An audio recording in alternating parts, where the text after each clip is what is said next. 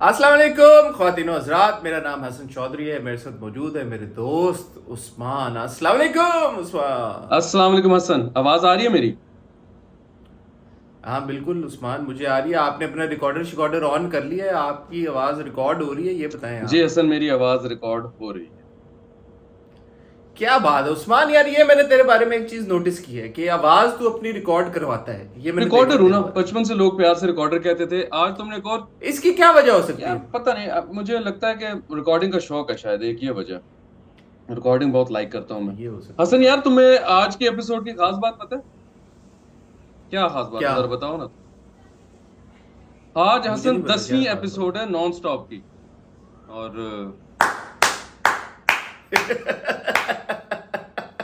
सारी रात मैं एक्साइटमेंट में सडनली आई जागता रहा फेल्ट कि लाइक आज दैट। 10वीं एपिसोड है नॉन स्टॉप की। मतलब बहुत बड़ा माइलस्टोन है यार। बहुत एक्साइटमेंट है इस बात की मुझे।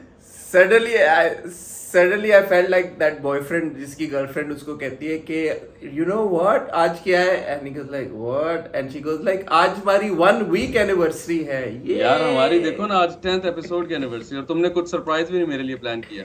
मेरा केक किधर है? मुझे किधर लेके जा रहे हो आज यार के तू 10वीं बेसिकली एपिसोड की खुशी में? मैं तुझे देख 10वीं एपिसोड की खुशी में केक या डिनर, ये तो बहुत मतलब दिस इज एन इनक्रेडिबल माशाल्लाह अचीवमेंट यार। अल्हम्दुलिल्लाह। तो उसमें अब मैं खाली केक से तुझे टरखा हाँ, दूं या डिनर प्रॉपर से डिनर टरखा बनता दूं है, तो वो प्रॉपर मतलब एक पूरा एक ओके। वीक प्लान करनी चाहिए फेस्टिविटीज। मेरी जान इस पे बनता है कि प्रॉपर एक रिसेप्शन थ्रो हो, समझ रहा है, रेड हु कारपेट आया हो, हो? मीडिया वहां पे बुलाया जबरदस्त। जाए, और फिर सारे आपके जो इंटरनेशनल सेलिब्रिटीज हैं वो आए सारे। ऐसे ही है।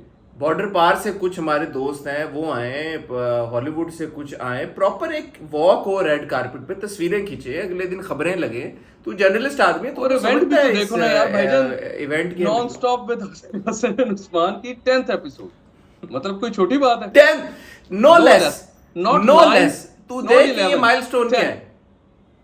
ना, ना, समझ रहे ना। हो? 10th यार तो मुझे क्यों एपिसोड लग रहा यार, है तुम कैन इसको you down believe play it? कर रहे हो? मुझे क्यों लग रहा है कि 10th। तुम इसको कोई बहुत बड़ा इवेंट नहीं समझ रही, तुम मेरा मजाक उड़ा रहे हो। तू पागल है? मैं कह रहा हूँ कि इंटरनेशनल लेवल का इवेंट होना चाहिए, रेड कार्पेट होना चाहिए, तस्वीरें खींचनी चाहिए, वीडियोस लगनी चाहिए, इंस्टाग्राम पे रील्स लगनी चाहिए। और मैं क्या हैशटैग किस तरह चलना क्या चहिए चाह रहा मार्केट तू, में, मतलब हैशटैग चांद पे भी अब हस जाके अनाउंसमेंट। हसन और मानू के 10 दिन 10 एपिसोड। चल अगर तूने खुद ही अपना नाम मानू नहीं रख नहीं यार, दिया तो मानू फिर नहीं, मेरा मैं नाम किसी को उस्मान है यार कैसे असल रोक में। सकता हूँ? कैसे है यार? तू तू किधर है यार? तू किधर है? तू एक वीडियो करता है फिर तू गायब हो जाता है, फिर तू एक वीडियो करता है फिर तू गायब हो जाता है, तू यार है आजकल किधर? तुम्हें पता है ना, समर चल रहा है यूके में, फैमिली शैमिली आई हुई थी, थोड़ा उनके साथ बिजी था, काम भी आजकल जरा थोड़ा इंटेंस हुआ हुआ था।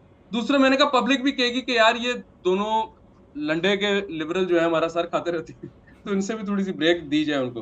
तो इसलिए मैं चाह Thanks रहा था कि यार। जरा थोड़ी सी ब्रेक आए, फिर जब हम वापस आए तो फिर एक नए जोश और वल्वले के साथ हैं, तो वो वल्वला तुम और हम आज फील कर रहे हैं 10th एपिसोड में, तो बस उधर थोड़ा बिजी था।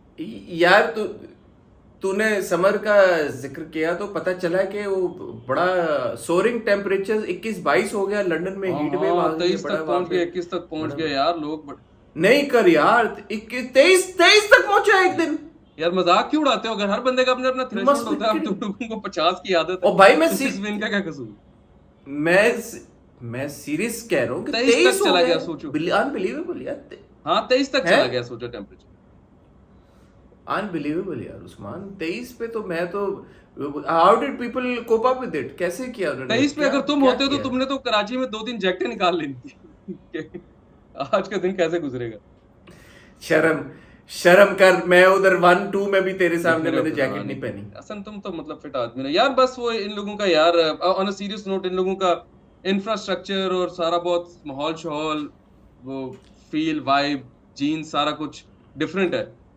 यार तो एक एक बात बता, ये भी एक नॉन स्टॉप का टॉपिक है। इधर आए 2 साल बर्बादियां करके गए, सारा कुछ करके गए, इधर ये वाला इंफ्रास्ट्रक्चर क्यों नहीं बिल्ड करके गए? रेलवे की पटरियां बिछाते रहे वहां पे, चलो ठीक है, बड़ी मेहरबानी यार, रेलवे की पटरियां बिछा दी। नाले और नहरें बनाते रहे हैं, और ये कनाल और ये सारा कुछ इरिगेशन के लिए हाँ करते रहे हैं। जो असली मुद्दे की बात थी, जिधर रहना था और कूलिंग सिस्टम, कोई सेंट्रल कूलिंग, कोई सेंट्रल हीटिंग, सर्दियों में यहाँ पे वो गर्म टेम्परेचर का वो कोई अरेंजमेंट नहीं करके गए, और गर्मियों में जो है सर्दियों का कोई अरेंजमेंट नहीं करके गए। लोगों के बिजली के बिल इतने आ रहे हैं यहाँ पे, क्या है ये, क्या यार किया क्या मतलब इन्होंने देखो ना, government ने? सर्दियों में वो शिमला चले जाते थे, मरी चले जाते थे, उनको था कि यार ये अब हम नीचे शहरों में नहीं रहेंगे। जब शहरों में टेम्परेचर अच्छा होता था तो फिर नीचे आ जाते थे। तो उनको था कि यार देखो, काम पे फोकस करेंगे, प्रायोरिटीज पहले हम रेलवे की पटरी बिछाएंगे, फिर हम बाकी का इंफ्रास्ट्रक्चर देंगे। खैर उस जमाने में तो बेचारों के पास अपनी भी सेंट्रल हीटिंग नहीं होती थी, वो भी बाद में आई। लेकिन उनकी प्रायोरिटीज ठीक नहीं थी। असल में देख रहा हूँ थोड़ी अच्छा, मुर्तजा उन्होंने वहाब वाइब्स आ रही है मुझे गोभी से। इलिटी एलीट इलिटी थे थे, गोरे भी, बिल्कुल खुद बिल्कुल शिमला चले ऐसे ही। जाते थे, मरी चले जाते थे, ये नहीं क्या नहीं बिल्कुल, बकवास ये है? तुम्हारा प्रोटेस्ट, उन्हें लगता था हर मैं शहजादा चार्ल्स के पास जाके सारा तुम्हारा प्रोटेस्ट हिंदुस्तानी रजिस्टर करवाता उसको बोल यार वापस आ। हूँ। चार्ल्स से कहे वापस आए यार, बड़ी गर्मी होगी, ठीक करके जाम हो। उसको बोल वापस आ, ये इंफ्रास्ट्रक्चर बिल्ड करके दे यार उस्मान। और सब खैर करिए थे, क्या चल रहा है यार लाइफ में बस तुम्हारी यार? टॉपिक्स क्या लाए हो टॉपिक्स आज? टॉपिक्स क्या है यार, अल्लाह का शुक्र ठीक चल रहा है। टॉपिक्स आज मैं लाया यार हूँ। उस्मान मेरे बाल लंबे हो गए हैं, तो अगर वीडियो में वो सही ना लग रहे हुए तो तू प्लीज अपने फैंस को कहीं कि वो मुझे तनकीद हाँ करे। हसन के बाल बहुत लंबे हो गए और बहुत स्टाइलिश पापा बन गया हसन। तो प्लीज आप लोग माइंड ना करें और जेलस ना हो कि हसन का इतना स्टाइल लग रहा है, फिर आप उसको पुट डाउन करने की कोशिश करते हैं कि हसन यार बाल अच्छे नहीं लग रहे। हसन ये जेलस होते हैं यार। यार तूने मुझे पापा क्यों बना दिया? स्टाइलिश पापा, व्हाट डज दैट मीन यार यार? ये स्टाइलो क्या पापा एक स्लैंग है, लेकिन मैं वैसे कह रहा हूँ कि हसन इतना स्टाइलिश लग रहा है, अब आप लोग जेलस ना, हसन जेलस होते हैं लोग। हाँ, बस उनको बोल के बाल थोड़े से अगर अजीब भी लग रहे हैं हाँ तो दैट्स ओके। ये तुम्हारा वो अनजाना स्टाइल है ना कि क्या कुछ भी तो नहीं, मुझे नहीं समझ आ रही क्या हो रहा है, मैं तो एकदम से आ गया, वोक अप लाइक दिस वाला लुक। तो वो सीन लड़का बड़ा हाँ अनजाना है, तो सच है या कोई ये अफसाना है? बात। अच्छा, टॉपिक्स टॉपिक बताओ ना यार यार, हमारा तुम है टॉपिक्स 100 नहीं बता डेज रहे, तुम इधर कैंपेन उधर सीएम पंजाब का। यार तुम्हें सीएम पंजाब से क्या ऑब्सेशन है तुम्हारा? हर वीडियो में तुम कुछ ना कुछ ले आते हो पॉलिटिकल बात यार करने के लिए। ये तो मुझे अब एक्सपोज कर रहे हो एज अ पटवारी। लेकिन इसके ऊपर काफी डिस्कशन हो रही है पिछले हैं? 2-3 दिन से सोशल मीडिया पे, तुम ही ने मुझे बताया था।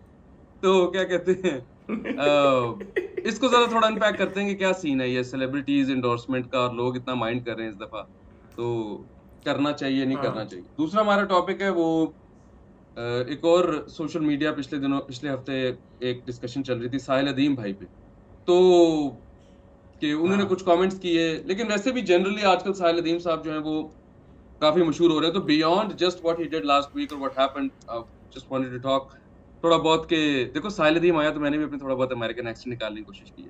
तो तू है बेसिकली तो मैं भी अमेरिकन साहिल है अदीम, तू। तो वो कि भाई क्या ये फिनोमेनन के पीछे क्या वजह है, ये इस तरह के क्यों इतना वायरल है, क्यों लोग इनको इतना फॉलो कर रहे हैं, क्या सीन है, तो उसको थोड़ा सा डिस्कस करेंगे। फिर हम लोग थोड़ा सा हाँ, कोक स्टूडियो पे आ जाएंगे। Coke studio I think oh yes, Coke studio Coke खत्म स्टूडियो हो अच्छा गया। खत्म हो गया। खत्म ऑब्वियसली हो गया ना कोक अच्छा देखो ना, स्टूडियो। अब ये लोग डिस्कस अब क्या नॉन स्टॉप करेंगे ना देखे मतलब? तो उनको किस तरह ये इतनी इंपॉर्टेंट खबरें ना पता चले। तो दूसरा कोक स्टूडियो को हम थोड़ा सा डिस्कस हाँ, करेंगे, क्या हाइलाइट्स थी, अप एंड डाउन थे। और फिर तो मूवीज के बारे में भी कुछ बात करना चाह रहे थे, उम्र यार और मूवीज के बारे में मैं बात करना चाह रहा था क्योंकि मेरी तुम्हारी ईद के ऊपर कोई कॉन्वर्सेशन नहीं हुई। मैं ये समझना चाहता हूँ कि जब अब क्योंकि ईद पे 2 फिल्में तीन चार बल्कि रिलीज हुई, एजेंट अनीला भी थी, 3 फिल्में मेन पाकिस्तान में। खैर चलो जितनी भी हुई, मैं अब ये नहीं कहना चाहता कि कोई फिल्म मेन थी और कोई जो थी वो मेन नहीं थी। फिल्में तो फिल्में ही होती हैं। सो ओवरसीज या पाकिस्तान से बाहर क्या वाइब होती है पाकिस्तानी फिल्मों की? रिलीज होती हैं उन सिनेमा, जैसे मैं और तुम जब एनिमल देखने गए थे और डंकी देखने गए थे, तो एक उस वक्त एक माहौल चल रहा था कि जी फिल्में आई हैं, ये देखनी है, और हमने एफर्ट की और हम गए और हमने टिकट खरीदे और सारा कुछ। तो जब पाकिस्तानी फिल्में इंटरनेशनली रिलीज होती हैं तो क्या वाइब होती है, स्पेशली ओवरसीज पाकिस्तानीज या जो इंडियंस हैं, क्योंकि उन इंडियंस ओवरसीज इंडियंस हमारे भाई बहन जो हैं वो बड़े शौक से पाकिस्तानी ड्रामे तो देखते हैं, फिल्मों में उनका इंटरेस्ट है या नहीं है? और तुम एज एन ओवरसीज पाकिस्तानी, तुम्हें पता लगता है या नहीं पता लगता कि कोई पाकिस्तानी फिल्म आई है, या बस वही सोशल मीडिया पे जो नजर आता है उसी से पता लगता है कि हाँ कोई फिल्में आ रही हैं एंड यू नॉट बॉदर्ड? तो ये एक, मैं वैसे तुम्हें पता है डेटा का रिसर्च का आदमी हूँ, डॉक्टर्स। तो मैंने कहा इसके ऊपर थोड़ा डेटा कलेक्ट करूँ। थोड़ा सा ये आगे होगी ये कॉन्वर्सेशन, जाहिर है क्योंकि ईद को काफी टाइम गुजर गया, अब तो महीना इस्लामी हो गया, नया लेकिन इस्लामी फिर साल भी आ गया, उसकी भी मुबारक हो। नया इस्लामी साल बिल्कुल 20 दिन ऊपर हो गए हैं इस कॉन्वर्सेशन को, लेकिन स्टिल मतलब I think an interesting topic. Very good, very good. तो शुरू करें हसन, बिस्मिल्लाह कर। उसके अलावा अगर उस्मान तो तुमने कुछ देखा है तो उसके यार ऊपर वर्ल्ड मैं कप के भी चाहूंगा बारे तुम में हमें थोड़ी सी बताओ बात कर कि सकते हैं। इंडिया recently- जीता है, इंडिया को मुबारकबाद दे सकते हैं यार, मतलब जो जीता है उसको। अच्छा चलो एक काम करते हैं, इसी कर से लो। शुरू करते हैं। इंडिया वर्ल्ड कप जीत गया, तुम क्रिकेट को बड़ा फॉलो भी हाँ। करते हो, देखते हो, समझते हो, परखते हो।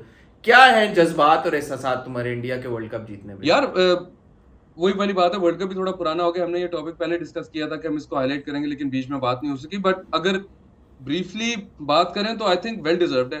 अगर उसको आप छोटी बात करें, लंबी बात ना करें, काफी अरसे से अगर आप इंडियन टीम की परफॉर्मेंस देखें तो हर चीज के अंदर वो नंबर 1 आ रहे हैं। टेस्ट चैंपियनशिप का फाइनल उन्होंने खेला था, अभी ओडीआई वर्ल्ड कप हुआ तो उन्होंने सारी टीमों का क्या कहते हैं भरता बना के, नाश्ता करके अच्छी तरह 400 रन सारों को मारे हैं, अच्छी तरह ब्लेंडर में डाल के मिल्क शेक बना के स्मूदियां पी हैं सारी टीमों की। तो उसके बाद अब ये T20 वर्ल्ड कप, उसके बाद जिम्बाब्वे से हार क्यों तो गया, यार वो लेकिन तो ये उनकी क्या हुआ है? वो बच्चों वाली टीम खेल रही है ना, तो उसका भी मेरा ख्याल है कल वापस वो जीत गए हैं। तो क्या कहते हैं, मेन प्लेयर्स तो सारे पार्टी कर रहे हैं वानखेड़े में, बम्बई में। वो जो टीम जीती है वो तो सारे उधर है ना। ये तो उनकी मेरे ख्याल से सी या डी टीम है। बट अगेन डोंट, मुझे पता है, लेकिन ये जब कोई भी टीम इतना बड़ा मेजर वर्ल्ड टाइटल जीतती है, रिगार्डलेस कि उसकी बी टीम खेल रही है, सी टीम खेल रही है, डी टीम खेल रही है, does it not put out a rather like bad impression कि आप लिटरली अभी मतलब हफ्ता पहले आप वर्ल्ड कप जीत के आए हैं और हफ्ते बाद आप जिम्बाब्वे से हार गए। तो ये मैचेस प्लान इसी तरह हुए होते हैं कि वर्ल्ड कप के फौरन बाद आपकी कोई सीरीज होना लाजमी होती है। I am just trying to understand and make sense of this. मैं ये नहीं कह रहा कि इंडिया हार गई तो बहुत वो हुआ, हाँ नहीं, but what was the need? अभी वर्ल्ड कप खत्म हुआ है, वर्ल्ड कप के लिटरली 2 हफ्ते के बाद एक और मतलब हमारी तो कोई सीरीज नहीं हो रही। अगर हम जीत जाते ऐसी तक बैठा सी आते हाथ रख के, तो like what could be the possible reason? Scheduling होती है ना, पहले से मैचेस जो आपके डिसाइड होते हैं और उसके अंदर भी आपके कई मकसद होते हैं कि अगर आप इतने ज्यादा मैचेस रख रहे हैं और इस तरह की सीरीज रख रहे हैं तो फिर उनके अंदर आपका मकसद ये भी होता है कि आप अपनी बेंच स्ट्रेंथ को इम्प्रूव करें, आप प्लेयर्स की रोटेशन करें, आप कुछ प्लेयर्स को चांस दें ताकि अगर आपकी टीम इंजर्ड हो जाए, जिस तरह आई थिंक अब इंडिया भी इस चीज की बेस्ट एग्जांपल है कि उनकी 2 या 3 टीमें इंटरनेशनली खेल सकती हैं। अगर वर्ल्ड कप कराएं इंडिया की 3 टीमों को तो क्या पता 2 ही फाइनलिस्ट इंडिया के ही। तो क्या कहते हैं, इस तरह के फिक्सचर्स के अंदर उनको चांस मिलता है कि यार आप अपने जो दूसरी टीम के प्लेयर्स हैं उनको भी प्रिपेयर कर लें, मैच प्रैक्टिस दे दें।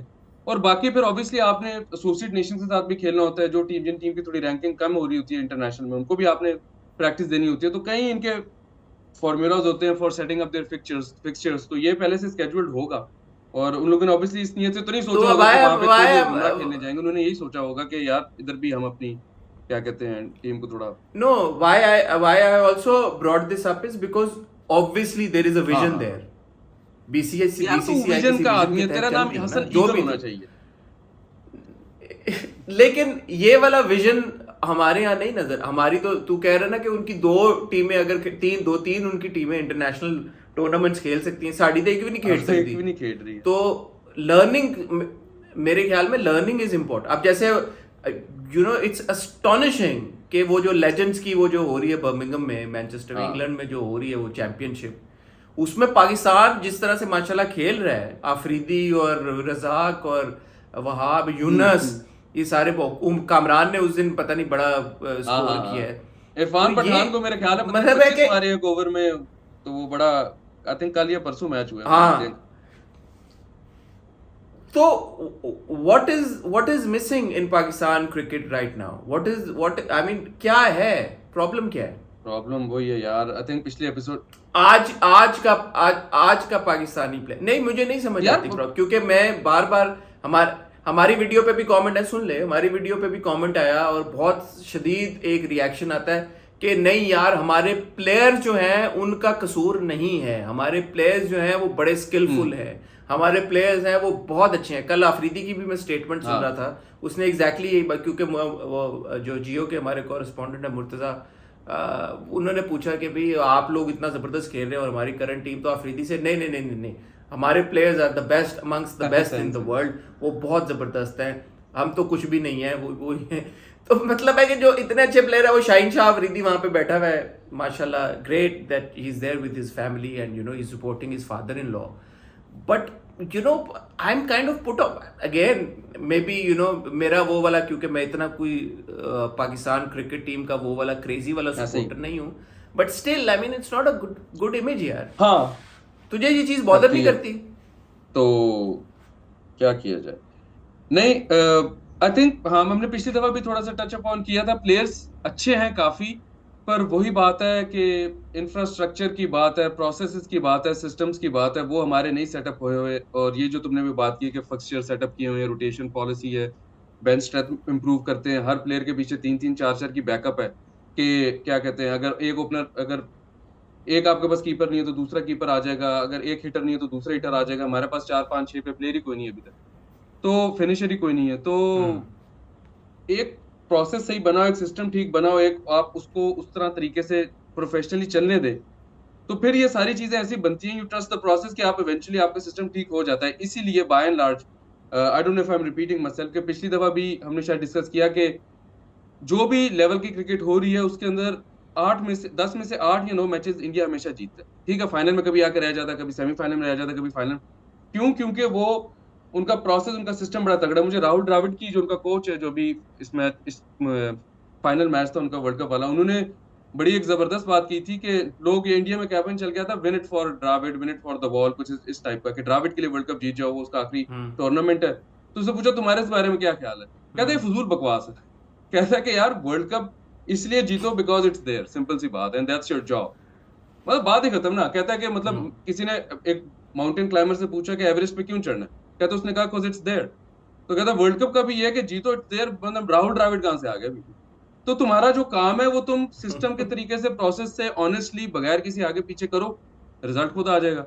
बजाय इसके कि ये वाला हम किंग कर लेगा, ये बॉबी के लिए कर रहे हैं, ये वाला शीनू के लिए कर रहे हैं, ये वाला हम रिजवान के लिए कर रहे हैं। तो वही वाली चीज है ना कि आपने इन पर्सनल, इमोशनल, इन सारी चीजों से निकल के बहुत कोल्डली आपने काम करना है, और वो आप करें, और वो आपको उनकी टीम में भी नजर आए ना। अब देखो लड़ाइयां, जिस तरह पाकिस्तान टीम में कहते हैं कि बॉबी की लड़ाई है, शीनू की लड़ाई है, ये एक कैंप है, वो एक कैंप है। कोहली और शर्मा की कितने अरसे से लड़ाई चल रही है। लोग कहते हैं कि कोहली ने माइंड किया जब उसको निकाला कैप्टनसी से, रोहित आ गया, ये हो गया, कैंपेन हुआ, सारा कुछ हुआ। वर्ल्ड कप में ऐसा लगता है उन दोनों को ना भाई बहन बन के साथ बिठाया हुआ, जिस तरह उनकी शादी करानी है। जब भी कोई मैच होता है, जब भी आप जूम इन करें, कोहली और शर्मा साथ बैठते तो शर्मा के एक दूसरे से बातें कर रहे होते।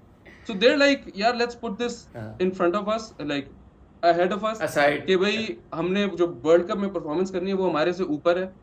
तो चलो आओ, हम दूल्हा मियां बीवी बन के हर जगह पे बैठ जाएंगे, फोटो शूट कराएंगे डग आउट में। दैट गिव्स यू अ वो ऑफ यूनिटी।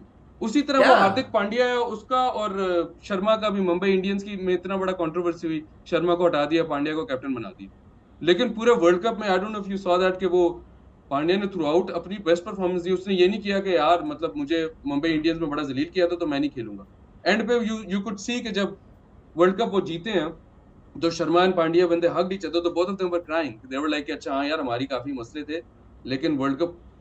तो आप प्रोसेस, आप सारी चीज को फॉलो करें, अपनी ईगो, अपनी इमोशंस, अपनी सारी चीजों को पीछे रखें, तो रिजल्ट खुद ही आता है। बट या मैंने तेरे से पिछली बार भी पूछा था, और पिछली बार से लेके अब तक हमें भी काफी टाइम हो गया वीडियो किए हुए, तुझे कोई light at the end of the tunnel नजर आ रही है with regards to Pakistan cricket के? अब आया ना हमारा कोच है, रेड बॉल कोच चेंज हो गया है, नए आ गए हैं, जेसन गिलिस्पी आ गया है, और देख भाई को तेरी नॉलेज पूरी होती है यार उस्मान, तू अप्रिशिएट कर। जीपीटी है हसन जीपीटी। अब तुझे पता, तू एक्सपेक्ट कर सकता है कि मुझे पता होगा कि गिलिस्पी जो है वो आ ये गया मैं रेड इसको बॉल का अप्रिशिएट कोच। करना चाहूंगा, लोगों को भी करना चाहिए कि हसन कभी नहीं फॉलो करता। अगर इस एपिसोड के लिए हसन ने किया तो आपके लिए, मैंने अल्लाह की कसम में ये नहीं सोचा था कि हमारी इतनी डिटेल में बात होगी। बस मुझे जनरली वो वैसे मैं ऊपर ऊपर से बनता हूँ कि मुझे अच्छा अंदर से मतलब तुम्हारे दिल में मैं बाकी में नहीं, मैं देखता नहीं हूँ, लेकिन मैं नॉलेज मेरे पास पूरी होती है, मैं इंफॉर्मेशन रखता हूँ सारी। मैं जर्नलिस्ट आदमी हूँ यार ऐसे। एनीवे, सो गिलिस्पी आ गया, और अभी आप मोहसिन नकवी ने बार बार बोला कि जी बड़े हम टफ है, अभी तक पता नहीं उन्होंने टफ फैसला कोई लिया नहीं है, लेकिन वो बार बार कहते हैं जी बहुत टफ फैसले लेने, बहुत टफ फैसले लेने। तो क्या तेरी नजर में वाकई में कुछ चेंजेस एक्सपेक्ट हम कर सकते हैं? Because champions trophy is right around the corner, एक र्यूमर निकला पहले जी कि इंडिया आ रहा है और लाहौर में उसका मैच है। कल मैंने एक रिपोर्ट पढ़ी कि जी अभी तक कुछ फाइनल नहीं है and India probably might not come to Pakistan. तो वो भी एक पूरा सिनेरियो चल रहा है। In light of that how are you seeing the next 6 months या 12 months फॉर पाकिस्तान क्रिकेट? यार वही बात है कि पॉजिटिव अगर देखा जाए तो एक ये तो है कि जो कोचेस हैं वो तगड़े हैं। कर्स्टन ने इंडिया को 2011 में वर्ल्ड कप जितवाया था, जो कि अब हमारा व्हाइट बॉल का कोच है। उसी तरह जेसन गिलेस्पी जो ऑस्ट्रेलिया वाला, वो पूरे काउंटी में इंटरनेशनल सर्किट में काफी एक सीनियर वो है कोच है। पहले वो बॉलिंग कराता था ऑस्ट्रेलिया की जो ग्रेट टीम थी उसकी तरफ से। सो अब ये अच्छे लोग जो आए हैं, इनकी वजह से कुछ ना कुछ तो वो आके चेंजेस लाने की कोशिश करेंगे। The first thing that they have introduced is कि भाई फिटनेस, पता नहीं निकाली क्यों थी fitness, which is should be a given, but fitness निकाल क्यों दी थी? लाइक लिटरली उन्होंने ऐसे किया था कि 2 साल पहले उन्होंने कहा फिटनेस की जरूरत नहीं है, कबाब खाओ सारे। वो सारे कबाब खाई जा रहे हैं हर जगह पे। अमेरिका भी वर्ल्ड कप करने के, खैर वो हम डिस्कस कर चुके, कबाब काफी खा रहे थे। लेकिन अब ये कि फिटनेस पे थोड़ा फोकस आया है, कोचेस काफी तगड़े आए हैं। मोहसिन नकवी साहब से, again no disrespect to him, लेकिन उनसे मुझे कोई इतनी ज्यादा एक्सपेक्टेशन नहीं है, क्योंकि यही टीम उन्होंने सिलेक्ट की थी, उन्होंने भेजी है। अभी एकदम से वो टीम से डिटैच हो गए कि देखो सर्जरी तो मैं आप करूंगा। पहले आप क्या कर रहे थे? पहले भी आप ही चेयरमैन थे। सो वो बस वहां विक्की को भी आप ही लेके आए और एग्जैक्टली कौन लेके शाहरुख आए? को शाहीन अफरीदी को एकदम से हटा दिया और ये सारी टीम अपनी मर्जी के ले आए। सारा स्टाफ जो उन्होंने सिलेक्ट किया वहां विक्की वो, खैर फिर वो लंबी बात हो जाएगी। लेकिन उन as a like Mohsin Naqvi साहब से या बाकी जो उनकी मैनेजमेंट है उससे कोई खास एक्सपेक्टेशन नहीं है। लेकिन ये है कि ये प्रोफेशनल्स तो हैं, मतलब ये शाहीन बाबर, ये वो, ये लगता है कि थोड़ा बहुत सुनते हैं लोगों को। तो अगर थोड़ा सा अगर उसके ऊपर ये गैरत खा लें और बाकी इनको कोच स्टाफ थोड़ा बेहतर गाइड कर ले, तो they can turn things around. मतलब 2 साल पहले तक ये फाइनल में भी गए हैं और इनकी टीम ने अच्छी भी परफॉर्मेंस दी है। सो थोड़ी सी सही गाइडेंस इनको मिले तो होपफुली, क्या पता। तेरी होप्स हाई हैं? हाई नहीं है, लेकिन hopes न्यूट्रल है, बहुत ज्यादा इन द डंप्स भी नहीं है। लेकिन ओवरऑल चेंज तभी आएगा जब ये जो प्रोसेस सिस्टम वाली बात की है ना, कि ये जरा अगर प्रॉपर बने ना, फिट वाला, फिर सीन ऑन हो जाएगा। Good good good good. अच्छा यार, फिल्में बता, इससे पहले कि हम दो जो बर्निंग टॉपिक्स हैं उनकी तरफ जाएं, क्या वाइब होती है? पहले तू न्यूयॉर्क में था, फिर अब तू माशाल्लाह लंदन में है। क्या पाकिस्तानी फिल्मों की वाइब है वहां पे? कोई ड्रामों की तो मुझे पता है बहुत वाइब है। नहीं है कोई वाइब। पता होता है कि फिल्में आ रही हैं। Again it will be unfair for them. हम रहते ज्यादातर सोशल मीडिया पे ही हैं, 70% of the day social media पे गुजरता है। तो बाहर अगर वाइब होगी भी तो बड़ी वाली फिल्मों की होगी शायद, थोड़ी मार्केटिंग कर लें, बसों पे अपना पोस्टर लगा लें या आगे पीछे, यहाँ पर जिसका वर्ड ऑफ माउथ बड़ा स्ट्रॉन्ग। देखिए कभी तूने देखा है बसों पे, कभी तूने पोस्टर देखा है किसी पाकिस्तानी फिल्म यार का? बसों पे नहीं तो मैंने बिलबोर्ड्स टाइप देखे हैं शायद। आई थिंक मौला जट के एक जमाने में अच्छा। काफी आए थे। और एक और फिल्म है, मेरा दिमाग जिससे नाम निकल रहा है, पता नहीं वो उस्मान खालिद भट्ट की थी या कौन सी थी, उसके शायद एक दफा मैंने देखा था। बट हाँ, मतलब eight the end of the day content का ही सीन है यार, कि अगर तो वर्ड ऑफ माउथ स्ट्रांग होता है तो आपको खुद ही पता चल जाता है। जिस तरह मौला जट के केस में तो हर बंदा देखने चला गया था, इवन नॉन पाकिस्तानी ऑडियंस भी बहुत ज्यादा गई थी। आई थिंक उस टाइम पे वो संजय लीला भंसाली की फिल्म आई थी, उसको भी उसने बिजनेस में हरा दिया था। लेकिन अब आजकल के जो डट्स आ रहे हैं वो इतने ज्यादा कुछ आई थिंक जनरेट नहीं कर पाते। पहले भी एक्साइटमेंट और बाद में भी वर्ड ऑफ माउथ उनका कुछ खास होता नहीं, पाकिस्तान में भी नहीं होता। तो बाहर तो ऑब्वियसली आई थिंक 3-3 4-4 दिन बाद उतर जाते। पाकिस्तान में फिर थोड़ी बहुत ही प्रमोशन चलती रहती है। ये एक बीच में भी टाइम आया था, बल्कि अभी भी आई थिंक दुबई तक तो चले ही जाते हैं, और ज्यादातर केसेस में लंदन तक भी गए हैं। मतलब हुमायूं तो अपनी फिल्में ले गए हैं, लंदन नहीं जाऊंगा, पंजाब नहीं जाऊंगी, लंदन नहीं जाऊंगा, तो खैर उन्होंने शूट भी लंदन में की थी। बट उसकी प्रमोशंस के लिए आई रिमेंबर अभी कुछ साल पहले तक B4U के साथ कोलैबोरेशन होती थी, तो बहुत सारी यहाँ पे जो फिल्में बन रही थी उसकी प्रमोशंस के लिए भी वो इंटरनेशनल टूर्स करते थे। दुबई को मैं इसलिए इतना नहीं कंसिडर करता क्योंकि वहाँ पे तो अब हमारी फिल्मों के प्रीमियर भी हो जाते हैं। बट जब आप अगर नॉर्थ अमेरिका या इंग्लैंड जैसी जगहों पे जाएं प्रमोशंस के लिए, जाहिर है उस पर अच्छा खासा एक गिवन द सर्कमस्टांसेस, जिन सर्कमस्टांस में, जिन बजट्स में पाकिस्तानी फिल्में बनती हैं, it is kind of a big deal कि यार कि आप पूरी कास्ट को लेके जा रहे हैं और वहाँ पे फिर इंटरव्यूज भी होते हैं, बाकायदा दूसरे शहरों में जाके इवेंट्स भी हुए हैं प्रमोशनल। वो वाला जो एक टाइम था ना कोविड के बाद से, मेरे ख्याल में उसने भी हिट किया है एक तरह से पाकिस्तानी सिनेमा को। बिकॉज मेरा नहीं ख्याल कि अभी जो इस ईद पे 2 फिल्में आई हैं वो बुरी थी। अगर कौन सी, उनको किन दो की बात कर रहे हो? उम्रो यार और नाबालिग अफराद जो ठीक 2 है। मैंने देखी हैं। उम्रो यार तो तुझे पता है कैसी है? बचपन से, पता नहीं तूने पढ़ा या नहीं पढ़ा, मैंने तो हाँ। बहुत पढ़ा उसको, उम्रो यार को। और वीएफएक्स अगर हम उसका बात करें तो इट वाज आउटस्टैंडिंग वीएफएक्स, मतलब बहुत जबरदस्त वीएफएक्स था और सारा पाकिस्तान में था, पाकिस्तानी टीम ने किया था। So you know production value के हिसाब से अगर आप देखें तो वो definitely deserve to be screened in cinemas around the world आराम से, मतलब यू नो। दूसरा जो नाबालिग अफराद थी वो 90s के जो है साउथ एशियन आपकी जो ऑडियंस है, मेरे ख्याल में वो इंडियंस हों या पाकिस्तानीज हों, उन सब ने बड़ी इंजॉय करनी थी। बिकॉज उस्मान तू भी गुजरा होगा इस दौर से कि जब तूने कोई अडल्ट फिल्म ली होगी और वीसीआर में फंस गई होगी और लाइट चली गई होगी, तो आई एम श्योर तूने ये एक्सपीरियंस किया होगा लाइफ ऐसे ही में होता कभी है, ना अभी भी कभी। ऐसे ही होता है। किया या नहीं? अभी भी ऐसे होता है, अडल्ट फिल्म तेरी फंस रोज जाती है रोज अभी भी तो वीसीआर में, हाँ। देखते देखते रोज फंसती। तो उसके इर्द गिर्द बेचते, बट अगेन वो बड़ी उसकी एक नॉस्टैल्जिक वैल्यू इसलिए भी थी कि आप यू नो वीसीआर और वो वाला टीवी, और फिर वो शादी का सीन है तो आरसी कोला या टीम, यू नो इस तरह का आपकी छोटी छोटी डिटेल्स और नुआंसेस थे। वो बड़ा आप एकदम it takes you back in time and you like यार ये बड़ा फिट दौर था, एक मजे का टाइम था। और ह्यूमर और एक्टिंग के हवाले से भी मेरे ख्याल में स्ट्रॉन्ग फिल्म थी, मुझे खैर बहुत अच्छी लगी। अच्छा। तो ये 2 फिल्में अगर रिलीज, मेरे ख्याल अगर क्या मेरे I am pretty sure release हुई होंगी, तुझे ये तो पता ना कि रिलीज हुई है या नहीं हुई ईद पे, या ये भी नहीं, पता? उसका ये जो दूसरी वाली तुमने अभी मेंशन किया इसका मुझे नहीं पता, लेकिन उम्र यार का मुझे पता है हुई थी। और एक टाइम पे मैंने सर्च भी किया था तो इर्द गिर्द जो सिनेमास थे उनमें it was playing as well. It was playing as well, right. So the thing is कि हमारे फिल्मों का ना यही चीज है कि पता ही नहीं लगता। हमें समथिंग हॉट के ऊपर अक्सर ये कमेंट मुझे बहुत आता है कि इज दिस रिलीजिंग हियर, मतलब जहां से भी लोग कमेंट कर रहे हो तो वो पूछ रहे होते हैं is this releasing here, where do I watch it, how can I watch it. ये ओवरसीज एक इतनी जो स्ट्रॉन्ग हमारी ऑडियंस है और वो हमें नजर आ रहा है जो इतने शौक से ड्रामे देखते हैं, somehow cinema when it comes to cinema we're not able to tap them in the right way। ये मेरी एक असेसमेंट है। मुझे लगता है कि पता नहीं तुम अग्री करोगे या डिसएग्री करोगे इस बात से, लेकिन जितना एक स्ट्रॉन्ग हमने बिल्ड कर लिया हुआ अपनी ड्रामा ऑडियंस को, फिल्म वाली को हमने मेरे ख्याल में छोड़ दिया हुआ है, और नहीं छोड़ना चाहिए। बिकॉज मेरे ख्याल में जो अब क्योंकि पाकिस्तान में तो हमारी ये इंडियन फिल्में तो आ नहीं रही, बहुत कम तादाद में आप फिल्में एक्चुअली जाके सिनेमा में देख सकते हैं। आई एम सरप्राइज कि जट एंड जूलियट अभी जो दिलजीत की नई फिल्म आई है वो लगी भी है यहाँ पे सिनेमाज में, बट प्रॉब्लली शायद वो उसकी डिस्ट्रीब्यूशन या वो कोई होगा कनेडियन टाइप सीन होगा बीच में या कोई और चक्कर होगा। बिकॉज अगर वो इंडियन डिस्ट्रीब्यूशन होती है, इंडियन प्रोडक्शन होती तो ऑब्वियसली ना लगती।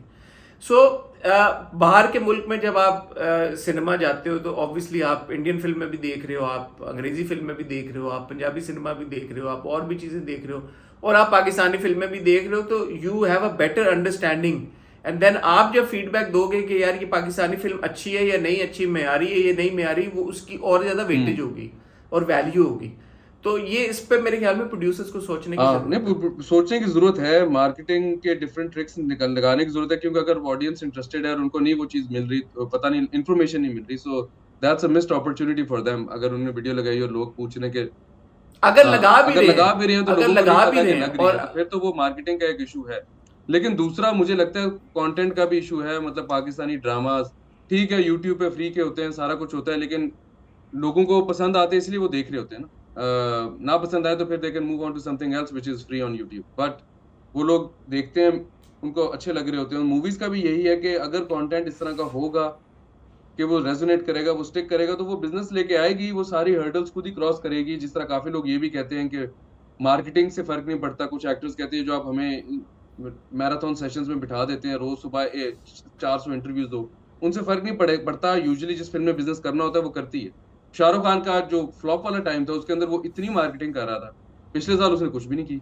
तो वो वाला भी सिस्टम है कि वो अगेन मौला जट वाली भी एग्जांपल है कि अगर मूवी रेजोनेट कर रही है तो वो ऑब्वियसली चलती रहेगी, लोग जाके देखते रहेंगे। तो कंटेंट क्यों नहीं ठीक हो रहा है यार? तुम मतलब हर साल कहते हो रिवाइवल आ गया है, रिवाइवल किया का क्या सीन है, कंटेंट ओवरऑल अगर तुम। नहीं तो मैं कह रहा हूँ ना कि ये जो दो फिल्में मैंने अभी देखी हैं ईद के ऊपर, मुझे तो बुरी नहीं लगी। मैं तो बाहर होता तो मैं तब भी कहता यार चलो आओ ये फिल्में चल अच्छा, के ये देख फिर लेते इंटरेस्टिंग है कि हैं। अगर दोनों अच्छी फिल्में अब थी। बुरी फिल्में नहीं थी फिर भी चली, क्योंकि मैंने जो रिव्यूज वगैरह पढ़े वो इतने एक्साइटिंग नहीं थे उम्र यार के यार मजा आ गया। यार मेरा रिव्यूज मतलब अगेन मैंने भी एक दो रिव्यूज पढ़े थे, वो मुझे तो वो समझ नहीं आया, वो इतनी गाढ़ी अंग्रेजी हाँ लिखी यार, हुई ये थी। मैं तुमसे एक तो सवाल मेरा पूछना चाहता हूँ कि सवाल तुम वो, क्रिटिक्स जो हो वो इतनी मुश्किल इंग्लिश क्यों लिखते हो, इसका क्या मकसद है? मैं तो भाई उर्दू में बड़े आसान इट्स एन अल्फाज में एलोक्वेंट रिव्यू लव कर स्टोरी किया ऑफ है द मैंने। Years gone by of the yonder and fonder. यार अगले बंदे ने सिनेमा में बैठा तो है, मूवी वो देखना मैंने चाह रहा है, वो कह रहा है यार मैं जल्दी से गूगल कर लूं रिव्यू क्या है। मैंने बंदा बोले मूवी रिव्यू समझने से आसान बेहतर ये है मैं फिल्म ही देख लूं। मैंने वो रिव्यू पढ़ा एक, और मैं नाम नहीं लूंगा, ये अच्छी बात नहीं है। मैंने वो रिव्यू पढ़ा, मैंने कहा यार ये इसने लिखा हाँ किसके लिए? क्योंकि आप अगर आप सिनेमा इटसेल्फ जो जो आपकी पाकिस्तानी फिल्म है, यू वुड होप के यार कि आपकी मास ऑडियंस हाँ देखने जाए, राइट? उर्दू फिल्म है, आपकी मास ऑडियंस देखने जाएगी। अब मास ऑडियंस अगर जा रही है फिल्म देखने, जो जो आपकी एक्सपेक्टेशन है मेजोरिटी जाए, पाकिस्तान में इतनी अंग्रेजी किसको हाँ, नहीं आती है इंडिया यार? में भी वो अनुपमा चोपड़ा और वो राजीव मैं कपूर जिस तरह की इंग्लिश लिखते हैं, वो बंदा भूल जाता है ये शाहरुख खान की बात हो रही है। आपको लग रहा होता है कि वो शेक्सपियर की आपस में लड़ाई होगी हेमिंगवे के साथ, तो वो पता नहीं क्या ये प्रॉब्लम है कि वो लिटरेचर का आपने कोई पेपर थीसिस लिखना होता है जब या हम क्या ट्रिब्यून में शो काम कर कराना रहे थे तो होता हमें है? कहते थे कि हमारी ऑडियंस डिप्लोमेट है, तो ठीक है उनके लिए आप मुश्किल इंग्लिश लिख लें। लेकिन अगर आप नाबालिग अफराद के इंटरव्यू का रिव्यू लिख रहे हैं और इंग्लिश के एक लफ्ज किसी को समझ नहीं आ रहा, तो यार फिर रिव्यू आपने लिखा किसके लिए? अपने लिए लिखा है कि यार ये देखें आज मैंने तुम्हारे से किसके छह लिए लफ्ज लिखा है? सीखे। किसके लिए लिखा है? सीरियसली आपने किसके लिए हाँ लिखा है? सो ये बड़ा इंपॉर्टेंट पॉइंट है। आई थिंक हमने जस्टिस फॉर रिव्यूज, हमने बहुत सिंपल रिव्यूज करना चाहिए, स्पेशली अगर आप रिटर्न अखबार में इस तरह कर रहे हैं कि लोग बंदा क्विकली जाके देखे और स्किम करके डिसाइड। अब मैं जैसे आजकल अगर नेटफ्लिक्स पे मैंने कोई चीज़ देखनी होती है, मैं IMDb पे हाँ चला जाता हूँ, उसको सर्च मार के। IMDb पे सिंपल जवाब में सिंपल लिखा हुआ है कि यार सबने हीरो ये करता है चार चार इसलिए ये पांच चीज पांच मुझे लाइनें वो लिखे चीज होते अच्छी है, हैं। मजा आ गया।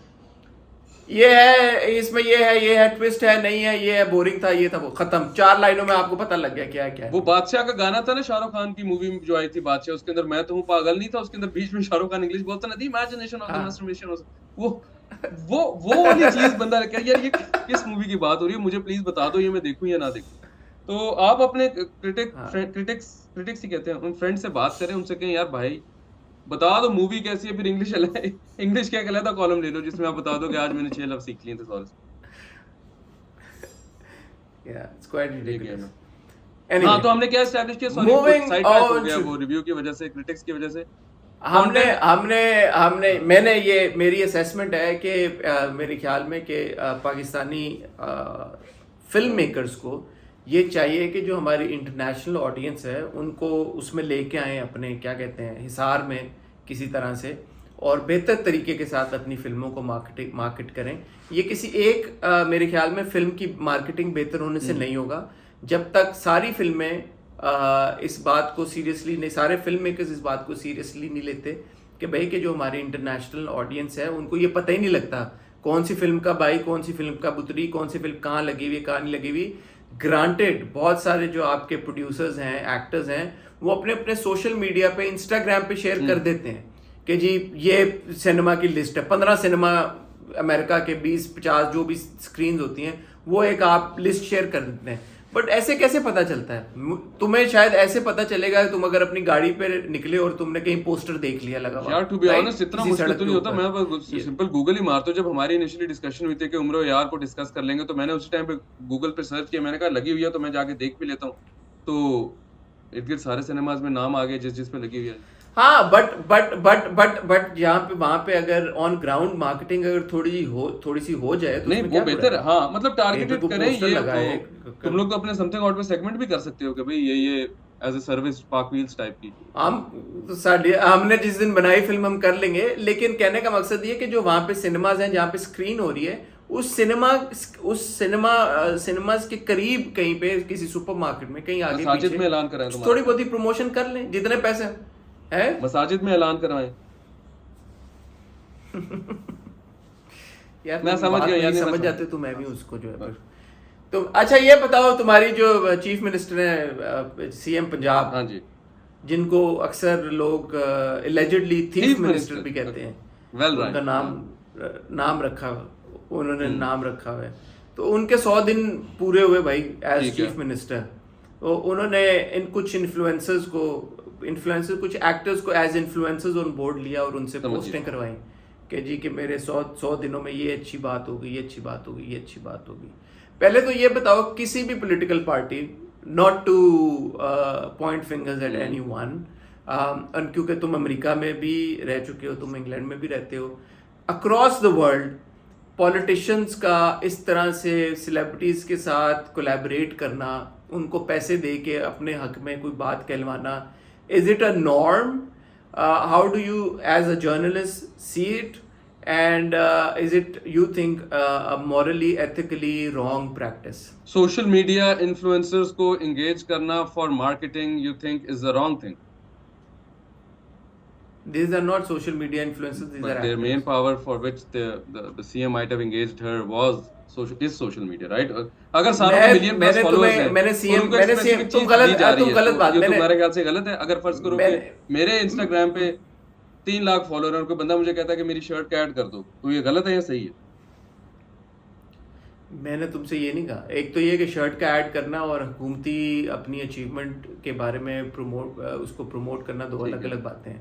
वन कैन आर्ग्यू कि अगर आपने कहीं पे कोई अच्छा काम कर दिया, आपने कोई सड़क बना दी है, या आपने हेल्थ के ऊपर या एजुकेशन के ऊपर काम कर दिया है, that bloody hell is your job. कल को मैं बोलूँ कि उस्मान, मैं फलाने इशारे पे रुका था रेड लाइट पे, मेरी जरा ये ले 5 लाख रुपया पकड़ और मेरी पोस्ट लगा के देख हसन चौधरी कितना अच्छा आदमी है, ये रेड लाइट पे रुक गया और इसने रूल को फॉलो किया, तो does that make sense? Also the counter argument is कि आजकल पाकिस्तान के जो हालात हैं, जिसमें श्योर अगर एक अच्छा इनिशिएटिव हो गया, 2 अच्छे इनिशिएटिव्स हो गए, 10 अच्छे इनिशिएटिव्स हो गए, जो एवरेज एक हाउस होल्ड के ऊपर इस वक्त प्रेशर है बिजली के बिलों की सूरत में, टैक्सेस की सूरत में, जो इकोनॉमी के ओवरऑल जो हालात हैं, सिक्योरिटी के जो मसाइल हैं इस मुल्क में, इंफ्रास्ट्रक्चर के जो मसाइल हैं इस मुल्क में, उसमें इज इट नॉट अनफेयर कि आप सिर्फ 3, 4, 5, 8, 10 पॉजिटिव इनिशिएटिव्स को हाईलाइट कर रहे हैं? What about the problems and issues? सुनो चंदा, फरहान, क्या नाम है, फरहान सईद का ड्रामा था यार। नहीं, वैसे मेरे दिमाग में आ गया सुनो चंदा का गाना। नहीं, लेकिन ये जो तुम बात कर रहे हो ना, पहली दूसरी जो तुमने बात की है, या पहली जो तुमने बात की, पहले तुमने कहा है कि इज इट एथिकल? तो as long as there is some way to show that this is a paid campaign और this is a campaign, part of a campaign, what someone is trying to do, अगर raise awareness करने की लोग कोशिश कर रहे हैं, तो कम्युनिकेशंस की उसके लिहाज से तो आई थिंक ठीक है, आप कर सकते हैं। इंडिया में भी आप वो, तुम यूएन के साथ काम करते हो, यूएन करते ही है, हम करते हैं, और वो ओपनली अनाउंस होता है कि भाई ये हमारे कैंपेन का हिस्सा है, और क्या सिस्टम है, क्या इसके ऊपर सिचुएशन। हमने शायद पहले भी ये डिस्कस किया था। इंडिया में भी कोहली साहब मैसेज करते हैं, शाहरुख खान, सलमान खान आते हैं, कभी स्वच्छ भारत कैंपेन के लिए आते हैं, कभी कैशलेस के लिए आते हैं, अवेयरनेस रेज करनी हो या फिर अचीवमेंट हाईलाइट करनी हो, या जिस तरह वो राम मंदिर था उसके लिए अमिताभ और सारे सेलिब्रिटीज गए और सारा कुछ किया फैनफेयर क्रिएट करने के लिए। अमेरिका में भी आगे पीछे इट्स अ नॉर्म, आप उनकी रैलीज भी अटेंड कर सकते हैं, या फिर सोशल मीडिया पे उनको इंडोर्स भी कर सकते हैं, अपने शौक से भी कर सकते हैं, कन्विक्शन से भी कर सकते हैं, पैसे लेके भी कर सकते हैं। आप पैसे लेके करें तो हाँ, अगर आप डिक्लेयर कर रहे हैं कभी मैंने पैसे लिए, या फिर there is like some way to show, कोई हैशटैग है या कुछ और है, तो आई थिंक वो डिमार्केट कर लें, तो मेरा नहीं ख्याल इसमें कोई इतनी ज्यादा बुरी बात है। पर्सनली लाइक वही वाली बात है, maybe there other point of views as well, so लोगों के जो थॉट्स हैं वो डू शेयर दैट, बट नहीं, मैं एग्री करता हूं तुम्हारी बात से। मेरा नहीं ख्याल कि दूसरी बात हमने कहा कि वो सारे मसले ठीक हो गए तो किसी चीज के ऊपर बात ना करें। आई थिंक ये तो इतनी वो वाली बात नहीं है कि अगर आप पॉजिटिव बीच में काम हाईलाइट करना चाह रहे हैं तो वो आप कर सकते हैं। वो भी थोड़ी सी हो जाती नहीं है बात के, यार अगर एक इशू के ऊपर बात नहीं कर रहे तो बाकी सारों के ऊपर क्यों नहीं ना बाकी भी किसी चीज पे बात ना करें।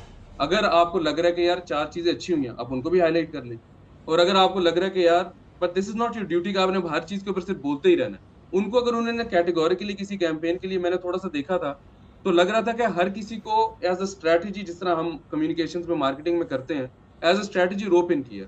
Urwa is talking about, I don't know, someone is talking about minorities, someone is talking about health care, someone is talking about minorities, somebody is talking about education, so that's a part of their talking about strategy. Open an healthcare, influencer, tell them about a specific topic, the work that we did, they highlight that, उनको क्या पता post भी draft करके दी हो कि आप ये बोल दें, तो टॉकिंग पॉइंट भी सारे दिए हूँ उन्होंने, वो बोल दिए नीचे 100 की खिदमत के 100 दिन। तो ऐसे हाँ दिया होगा, हाँ, तो ऐसे ही अब हुआ होगा, और इसमें कैसे अगर होगा? आपने सारा कुछ किया है, तो अगर आप उनको कह रहे हैं कि नहीं, लेकिन आप तब नहीं बोले जब इमरान खान जेल में गया, या जब नवाज शरीफ जेल में गया, या फिर जब शेख रशीद को मोटरसाइकिल पे बैठ के भागना पड़ा, या फिर आप तब नहीं बोले जब गैस बढ़ गई, जब वो भाई they are not claiming to be experts on political economy, they've just been roped in for a campaign and they're sharing the or just saying the talking points that they were shared with that were shared with them. मेरा ना इस पे mixed opinion है थोड़ा सा, वो इसलिए कि मुझे ऐसा लगता है कि अगर आप किसी पॉलिटिकल बात को इंडोर्स कर रहे हैं, so you need to be politically aware and politically active to be able to do that. That's just my opinion. I ठीक कुड, है, यू नो, यू नहीं don't that's have to fine. Agree with it. But अगर अगर आप मतलब कल को मुझे अगर ये हुकूमत या कोई और हुकूमत आके कहती है कि इस चीज को हाईलाइट तो तुम करो, पूछोगे नोटू कितना आ तो रहा है, मैं नोटू बताओ, कर लेंगे हाल। मैं हाँ ज़रूर नोटू पूछूंगा. बट मैं ये भी देखूंगा कि मैंने क्या अपने ट्विटर के ऊपर या अदरवाइज अपने किसी प्रोग्राम में या वैसे वोकली इनकी जब अच्छे काम नहीं थे तो उसके बारे में भी बात की है या नहीं ठीक की है, है, हाँ यू नो, या आगे चलते हुए कि क्या मेरी ये जजमेंट को रिस्ट्रिक्ट करेगा या क्लाउड करेगा. जैसे फॉर एग्जांपल जब हम ड्रामे रिव्यू करते हैं या फिल्में रिव्यू करते हैं, मैं किसी फिल्म की प्रमोशन के पैसे या ड्रामे की प्रमोशन के पैसे लेता हूं और लूंगा और लेने के लिए तैयार हूं, इसलिए बिकॉज मैं ड्रामों की, फिल्मों की अदरवाइज भी बात करता हूं, क्रिटिक करता हूं, अच्छे ड्रामों की भी बात करता हूं, जो अच्छे नहीं होते उनकी भी बात करता हूं, फ्लॉज भी पॉइंट आउट करता हूं. So I think I am in that place where I have an opinion that matters, you know, with regards to that field. So इसलिए अगर कल को मैं किसी चीज को इंडोर्स कर रहा हूं, तो जो मेरी टारगेट ऑडियंस है, they can turn around and hold me responsible for my opinion. तो मुझे पैसे लेते हुए उसमें कोई प्रॉब्लम भी नहीं होगी. लेकिन एक चीज है जो मेरी एक्सपर्टीज नहीं है, मतलब कल को मुझे अगर कोई जाके बोले कि तुम जाओ और यू नो स्पेस के ऊपर बात करो और हम तुम्हें XYZ अमाउंट पैसे दे देते हैं, तो मैं बोलूँगा मैं क्यों पाकिस्तान के स्पेस प्रोग्राम पे बात करूँ. मेरी उसमें कोई ना अंडरस्टैंडिंग है, ना नॉलेज है, ना मैं, और ये हुआ है अक्सर के यार के XYZ चीज़ है उसके बारे में बात कर लो, and I am like no, मेरी एक्सपर्टीज नहीं है, मैं क्यों बात करूँ इसमें. सो अगर तो कोई इन्फ्लुएंसर जैसे तुम बात कर रहे हो, दुनिया में भी होता है और जगहों में भी होता है, एक एक्टर जो कि इस लेवल पे है कि जहाँ पे वो डिफरेंट सोशल कैंपेन्स के साथ या यू नो और तरह के इनिशिएटिव्स के साथ जुड़ा हुआ है, और उसी में कोई पॉलिटिकल उसके पास भी ये इनिशिएटिव आ जाता है, कोई अच्छी चीज़ आ जाती है, उसको हाईलाइट करता है, उसके पैसे भी ले लेता है, I think that is fair. लेकिन अदरवाइज अगर साल के 364 दिन आप as a celebrity, as an influencer, because all the celebrities are huge influencers, लेकिन if you don't have a voice साल के 364 डेज, या अगर आप जो जिस चीज़ को प्रमोट कर रहे हैं that is you know in contrast with your opinion or your political thought 364 days of rest of the 364 days of the year, then I think it's not fair. I mean, to each their own. Agree to disagree type का scene भी है. I know some people feel very strongly about it और शायद इस पे मुझे बेइज्जत भी करे, लेकिन just take it as an ad ना, कि मतलब अब शाहरुख खान पंखे तो नहीं ना बनाता, ना ही शाहरुख खान पेप्सी कोला बनाता, ना ही शाहरुख खान गाड़ियां बनाते, ना ही शाहरुख. फर्क है ना उस्मान, हाँ. फर्क है ना, पॉलिटिकल आपकी जो पॉलिटिकल कैंपेन है और एक नहीं, प्रोडक्ट, अगर आप इसको as a marketing activity political देखें, initiative अगर है, आप इसको उसमें- मार्केटिंग एक्टिविटी देखें, तो at the core of it आपने पैसे लिए, आपने कहा मैसेज किया, आपने मैसेज बोल दिया, आपने कह दिया अजय देवगन की तरह पान मसाला गुटखा खाओ, दांत भी फ्रेश रहेंगे. लेकिन हाँ होता है ना. अक्षय कुमार ने कहा नहीं थम्स अप करेंगे पियो ना, ऐसी तो फ्लाइंग physics किक आएगी नहीं कि करता जिस तरह ना. मार्शल आर्ट विराट, मतलब एक तो मार्केटिंग एस्पेक्ट है, उसलिए विराट कोहली नहीं करेगा कोको. मॉरल एस्पेक्ट जो तुम कह रहे हो कि सिर्फ सब्जेक्ट एरिया एक्सपर्ट्स ही बोल सकते हैं कि हाँ, मतलब अगर तुम्हें ड्रामास के बारे में ही अप्रोच करे और तुम किसी और चीज के बारे में नहीं बोल सकते. नहीं, मैं ये नहीं कह रहा, मैं ये कह रहा हूँ कि अगर पॉलिटिकली एक्टिव हो आप, इसका ये मतलब नहीं कि आपको पॉलिटिशियन होना जरूरी है. अगर आपकी एक वॉइस है सोशल मीडिया के ऊपर, आप पॉलिटिकल, यू नो, बहुत सारे हमारे एक्टर्स हैं मुल्क में, इफ़त उमर है जैसे for example, you know, she is very vocal about her opinion कि ये अच्छा है, ये बुरा है, ये वो है, बट वो उनका एक उनके इम्प्रेशन ये है कि वो एक ही पॉलिटिकल पार्टी के साथ एफिलिएटेड है और उसी के बारे में ज़्यादा बात करते हैं, यू नो. सो समबडी जो कि हर पॉलिटिकल पार्टी के बारे में बात, अच्छा जो पॉइंट आउट हो रहा है अच्छा पॉइंट आउट करता है, जो बुरा पॉइंट हो रहा है बुरा पॉइंट आउट कर रहे हैं, एंड देन यू नो अगर वो पैसे लेके कर देते हैं दैट इज फाइन. या लेकिन आप अगर आपका कोई जीरो पॉलिटिकल ओपिनियन है, आपकी वॉइस ही नहीं है, you have no political voice, and then all of a sudden you take money and you highlight one campaign and then you're gone, poof, खत्म। I think that is not ठीक है, तुम्हारा point of view भी सही होगा, valid होगा। मतलब मेरा तो ये है कि इश्यूज के भी बारे में हाईलाइट कर रहे हैं ना उनको। If Sanam Saeed for instance, उसका क्या इशू था? What was Sanam Saeed talking about? Health? No, but Sanam Saeed ने रिएक्ट किया कि I was playing Robin Hood, कि मैं रॉबिन हुड क्या करता, अमीरों से पैसे लेकर गरीबों को दे देता था। तो ये क्या बात हुई? इसका ये मतलब है कि you don't fully support the initiative that you talking about. ठीक है, आप आए, आपने मार्केटिंग कर रहे हैं उसकी, और आप जिस किसी ने आपको पैसे दिए हैं, वही वाली बात है ना कि लैपटॉप शहबाज का वोट सनम वो कर रही तो यहाँ पे या तो करना है तो फिर खुले आम करें, या फिर बोले again that's her opinion. May be वो ट्रोलिंग इतनी हुई कि उनको लगा कि यार इतनी बेइज्जती हो रही है, मैं इससे बचूं किस तरह। तो हाँ, वो तो ये भी उन्होंने कहा कि किसी को कमेंट में कि you guys have no idea to be on the receiving. वो शायद फिर वो सेफ पैसेज भी निकाला होगा कि मैं रॉबिनहुड प्ले कर रही थी। जिस तरह अगर कोई माइनॉरिटीज की बात कर रहा है कि माइनॉरिटीज की इक्वल राइट्स होने चाहिए और इस गवर्नमेंट ने सपोजिटली ये काम किए हैं, या हेल्थ केयर में फ्री मेडिसिन मिलनी चाहिए, तो they are also highlighting the issues. कोई इतनी कोई नेगेटिव बात तो वो नहीं कर रहे, लेकिन हाँ सटल। बट वो लगता है ना थोड़ा सा कि मतलब जहाँ पे माइनॉरिटीज के पिछले 2 महीनों में तुम्हें भी पता है कि किस तरह के इश्यूज और इंसिडेंट्स हुए हैं मुल्क में, वहाँ पे आप टोन डेफ लगता है ना कि आप वहाँ पे आके कहें कि हाँ जी माइनॉरिटीज पे बड़ा काम हुआ है। एक मोमेंट भी होती है ना किसी चीज को हाईलाइट करने की। It's all about the timing. मतलब आई थिंक मॉरल एस्पेक्ट से know your audience, do your research. मतलब ये वही बात है कि पाकिस्तान वर्ल्ड कप हार के आ रहा है और आप उसको बोले कि यार के नहीं जी पाकिस्तानी टीम हमारी जो है वो तो बड़ी एक स्ट्रॉन्ग टीम है और बड़े वो शहजादे हैं सारे। और नहीं, अगर ये बोल रहे हैं ना कि शहजादे और चीते दुनिया के बेस्ट लोग हैं, तो वो तो बात गलत है। लेकिन अगर ये बोल रहे हैं कि हाँ पाकिस्तानी टीम की बेहतर ट्रेनिंग के लिए कदाफी स्टेडियम के अंदर उन्होंने एक एक्स्ट्रा जिम बना दिया है और एक्स्ट्रा इक्विपमेंट आ गई और 3 फॉरेन कोचेस आ गए, हाँ वो अलग बात है ना। ये वो तो नहीं हो रहा यहाँ पे, वो तो नहीं हो रहा यहाँ पे। आप तो ये कह रहे हो कि यार कि भाई ये तो बड़ा अच्छा है, माइनॉरिटीज के लिए ये काम किया। आप ये तो नहीं कह रहे कि हाँ अनफॉर्चुनेटली ये इंसिडेंट्स हुए हैं, उन इंसिडेंट्स की वजह से हमने ये तब्दीली लेके आए हैं, या ये इंसिडेंट्स हुए हैं इनकी इंसिडेंट्स की वजह से हमने ये एक्शंस लिए हैं, ये जो कल्प्रिट्स हैं उन परपेट्रेटर्स हैं उनके खिलाफ हमने ये इकदामात लिए। आप ये तो नहीं कह रहे, आप उन इंसिडेंट्स को रेफर ही नहीं कर रहे और आप 4 बातें जो है वो दूसरी कर रहे हो। ये तो नहीं सही। ठीक है, मतलब तुम्हारा पॉइंट ऑफ व्यू है। मैं सोच रहा हूँ ऑन अ ब्रॉडर लेवल, मैं ये मेरा पॉइंट ऑफ व्यू छोड़ो, तुम्हारा क्या पॉइंट ऑफ व्यू है? मैं ये समझना चाह रहा हूं पॉइंट ऑफ व्यू है कि मुझे इनिशियली पिछली गवर्नमेंट से इशू ये था और काफी लोगों को था, and I think that also eventually led to lot of issues with the PTI government, was के हम पूछते थे कि काम क्या हो, आप हमें बताएं काम क्या हो रहा है। और गुजदार की जो गवर्नमेंट थी पंजाब के अंदर, उनसे यही पूछते रहते थे कि चलें ठीक है सारे करप्ट हैं, सारे चोर हैं, सबको डंडे मार रहे हैं, लेकिन आप क्या कर रहे हैं? तो क्रिकेट्स कोई समझ नहीं आ रही कि कर क्या रहे हैं। तो उनके जो इंफॉर्मेशन मिनिस्टर थे चौहान साहब थे, शायद फिर 2 आशिक अवान भी थी, उसके बाद वो मियां सलमान भी थे, वो आगे से कहते थे हम काम बहुत कर रहे हैं लेकिन हम बता नहीं रहे। इमरान खान की स्पीचेस भी हैं कि मैं बुज़दार से मिलता हूँ, मैं बुज़दार को कहता हूँ कि यार तुम इतना काम कर रहे हो, लोगों को भी बताओ, क्योंकि लोगों को तो लग रहा है कि तुम कुछ काम ही नहीं कर रहे। तो फिर जब उससे पूछते थे कि बताएं क्या काम कर रहे हैं, तो वो कहते थे कि चलें बताएंगे लेकिन हम काम बहुत कर रहे हैं। तो इधर अब डिस्कशन एकदम से काम पे आ गई है कि अब वो कह रहे हैं कि अच्छा यार चलो हम इधर फ्री वाईफाई दे रहे हैं बसों के स्टेशन के ऊपर, यहाँ पर हम औरतों के लिए हॉस्टल्स बना रहे हैं, यहाँ पर हम माइनॉरिटीज के लिए चलो अगर हमने कोई सेंटर बनाया वो बना रहे हैं, यहाँ पर हम फ्री दवाइयां बेच रहे हैं। अब इशू ये है कि थीफ मिनिस्टर सेलिब्रिटीज को बुला के अपना काम क्यों बता रही है, दिस इज हर जॉब।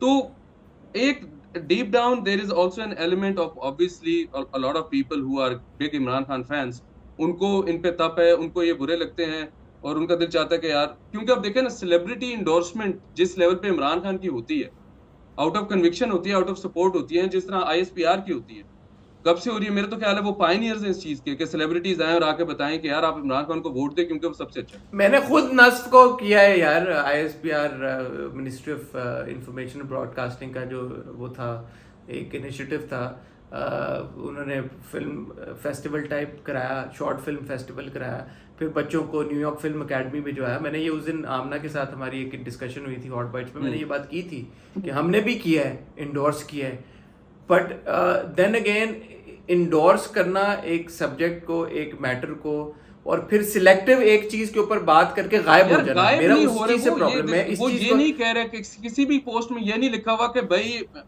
वो जो मीम नहीं है कि मेरे को सब आता, वो ये नहीं कह रहे कि मैं अब पॉलिटिकल एक्सपर्ट बन गया हूँ, अभी अभी मैंने वो डिग्री ले लिया हार्वर्ड से पॉलिटिकल साइंस में, अब जो भी पॉलिटिक्स के इशू वो मेरे से आके डिस्कस करो। वो ये कह रहे हैं कि हमें ये बताया गया है कि चीफ मिनिस्टर ने ये काम किया है, 100 दिन खिदमत। तो it's a clear cut social media campaign which they are part of. तो अब तुम ये कह रहे हो कि आज के बाद से सोशल मीडिया कैंपेन्स पे और इन्फ्लुएंसर्स को रोप इन करने पे बैन लगा देना चाहिए, या unless they know the topic, तुम ये कहने की कोशिश कर। नहीं, मैं कह रहा हूँ कि आप अच्छा और बुरा दोनों अच्छा भी बनाए, बुरा भी बताएं। मैं कह रहा वो हूँ, ये that's all I'm कहेंगे saying.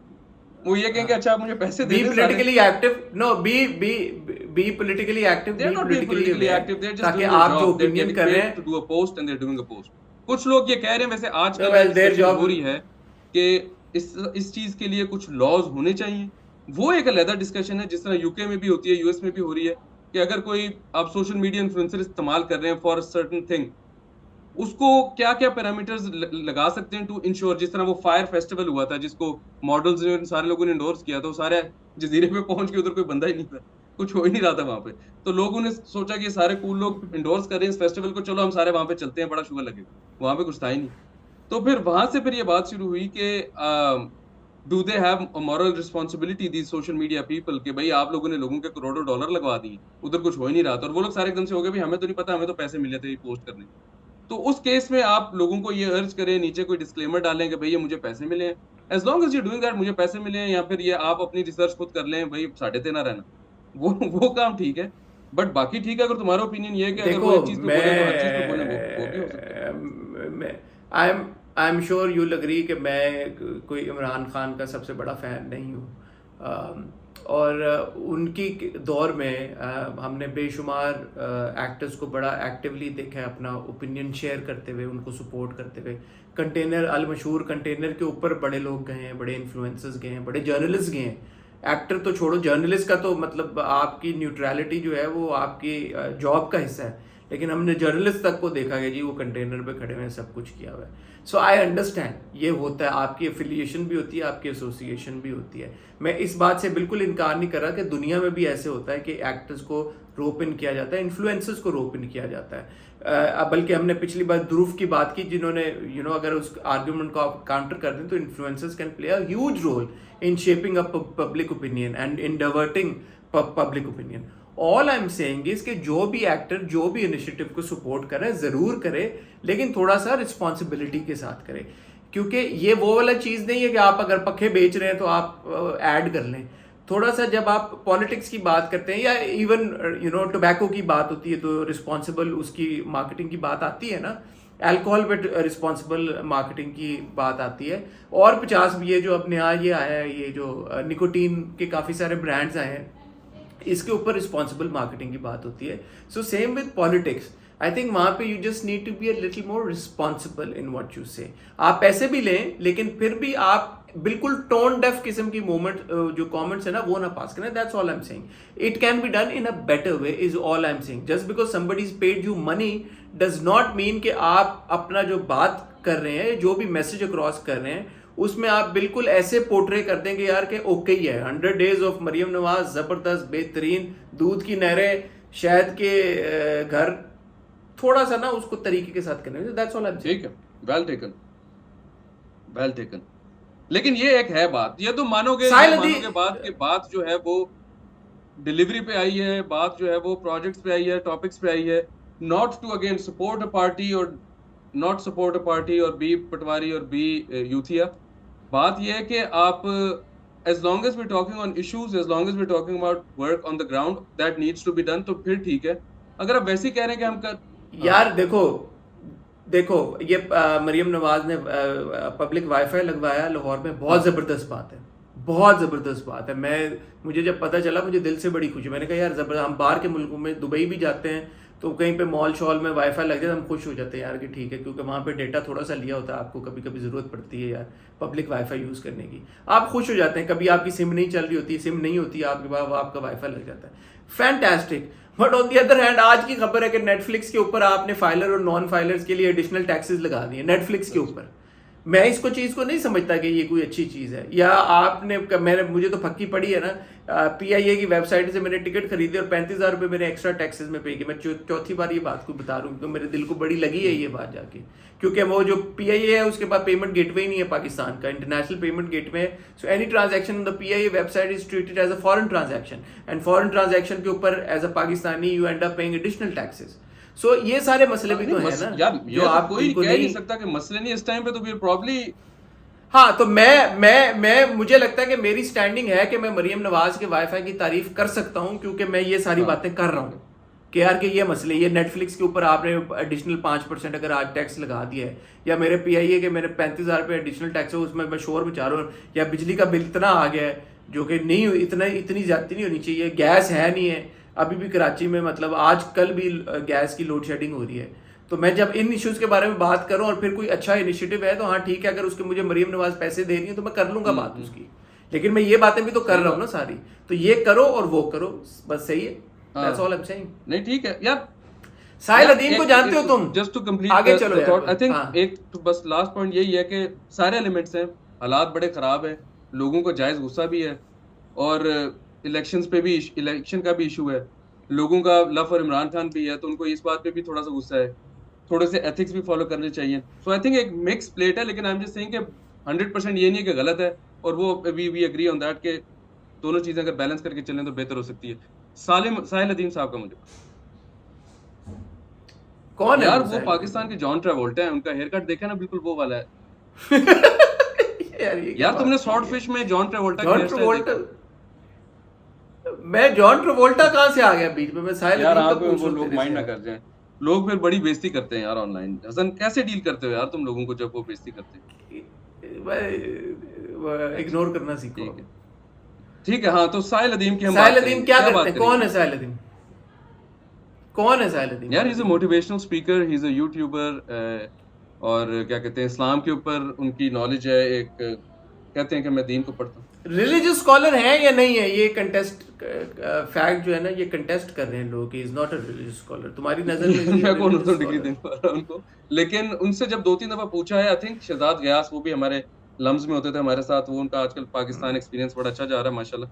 उन्होंने उनसे पूछा था कि आपने पता नहीं अगर आलिम की डिग्री की हुई है, तो मेरा ख्याल है कि उन्होंने कहा था, कोई सेटिस्फैक्टरी जवाब नहीं दिया था कि उन्होंने की हुई है या नहीं की हुई। नहीं दिया, हाँ नहीं दिया।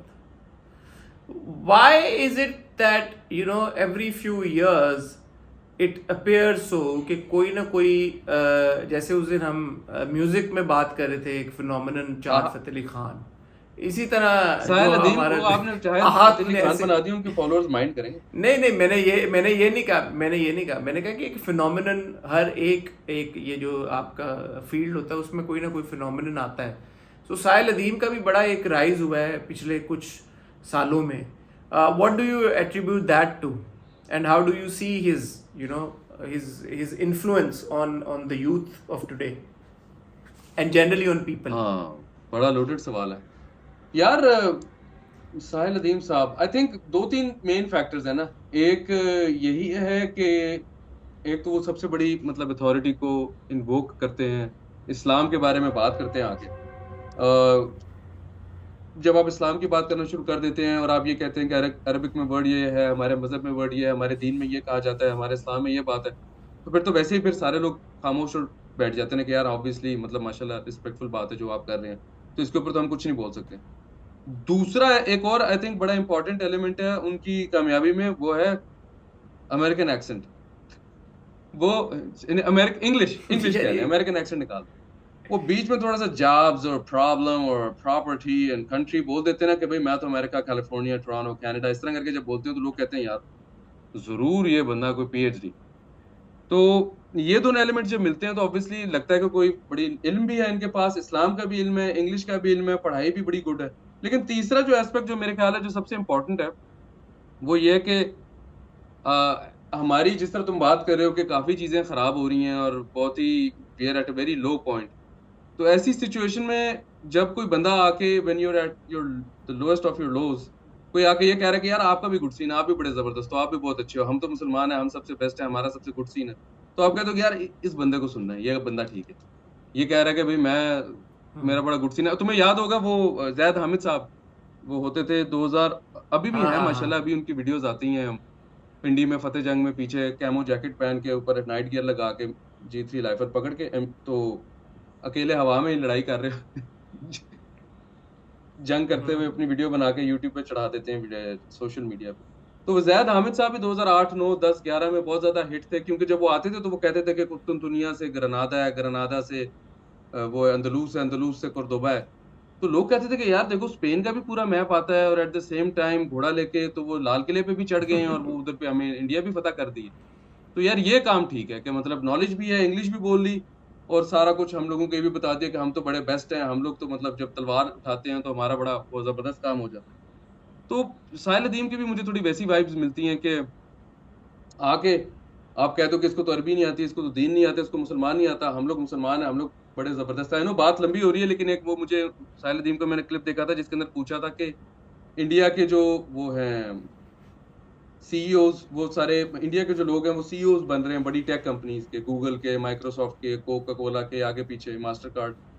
तो हमारा क्यों सीन इस तरह का है? तो वो साहिल अदीम ने कहा कि नहीं नहीं, वो तो खेल ही गलत रहे हैं, हम लोग ठीक जा रहे हैं, हमारा एक अपना लेवल है, तो वो उनको बनने दो सीईओ को का। तो खलीलुर रहमान कमर ने कहा वाह वाह वाह वाह, ये बात की ना आप। तो that's music to our ears when everyone is telling us कि यार हम तो बहुत ही नैले। तो साहिल आगे से कहता है नहीं यार भाई, गुड सीन है, आप एंजॉय करो। तो वो फिर अब जब ये सारी अथॉरिटी लेके कहता है, लोग एंजॉय करते हैं, लोग मजा करते हैं, लोग कहते हैं आप ये वाली बात। अच्छा, इनकी जो आखिरी लेटेस्ट कंट्रोवर्सी है वो 95% खवातीन जाहिल वाली, वो तो मैंने और आमना ने बड़ी डिटेल में डिस्कस की है अभी क्या रिसेंटली तुम लोगों का मॉडरेट्स पे। एनालिसिस था, अगर थोड़ा सा अगर बता दो। आपने, ऑब्वियसली एक हम्म। गलत बात थी, आपने 95% खवातीन को जाहिल लेबल कर दिया।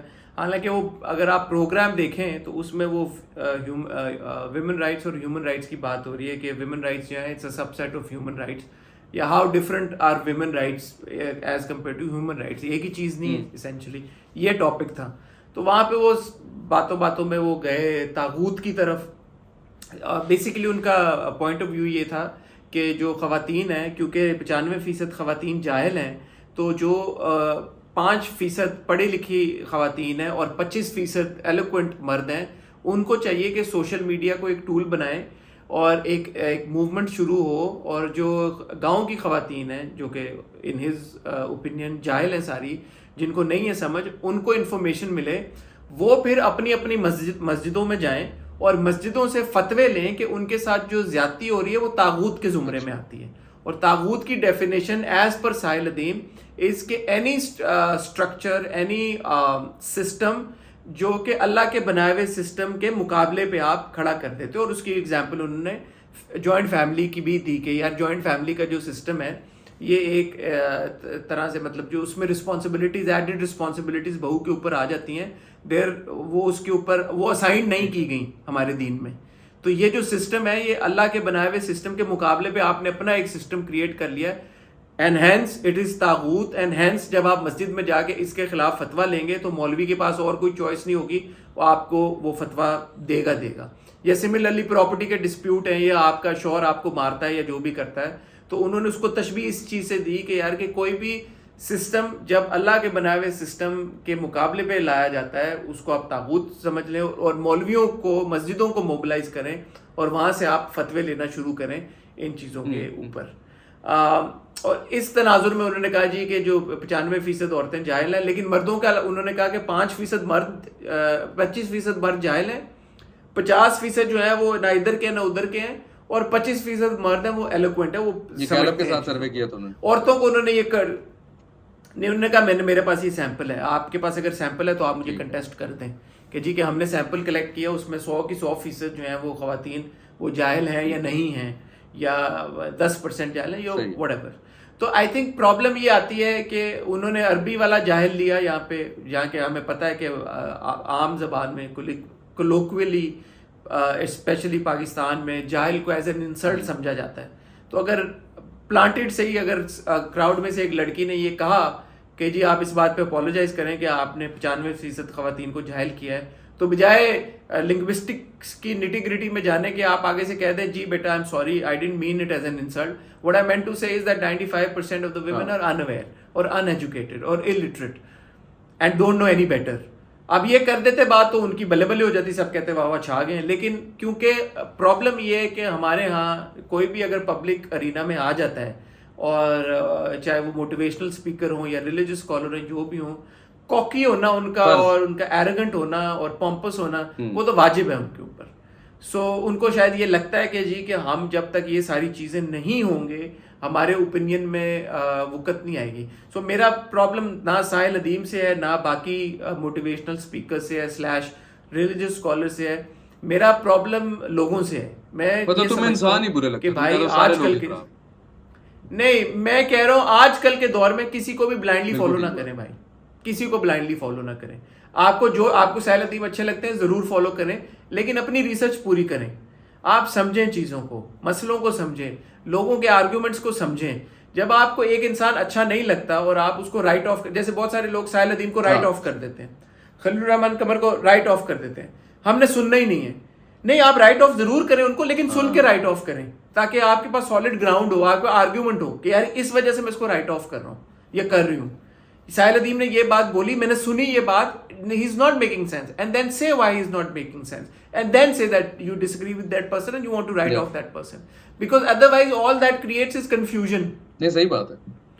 People don't know why you're cancelling each other. People don't know कि यार वो बोल क्या रहा है, वो सही कह रहा है, वो गलत कह रहा है। और इस बीच में unfortunately अगर the number is 95 then so be it, 95% of the unaware, uneducated, illiterate men and women, उनके ऊपर प्रॉब्लम होती है। उनको समझ नहीं आती कि सही कौन है गलत कौन है। वो से उनके लिए इट्स ऑल वाइट नॉइज, क्या इधर भी लड़ाई हो रही है, इधर भी आर्ग्यूमेंट हो रहा है, मसला है क्या किसी को कोई पता नहीं है। जैसे आप सड़क पे देखते हैं दो लोग लड़ रहे हैं, वो उसकी वीडियो में है ना, साहिल अदीम गालियां किसी बंदे के साथ, उसको कहता है बेटा मेरी बात सुनो, वो कहता नहीं मत मुझे अबू कहो, वो कहता नहीं तुम बेटा, वो कहता नहीं तुम अबू, वो कहता तुम बेटा हो।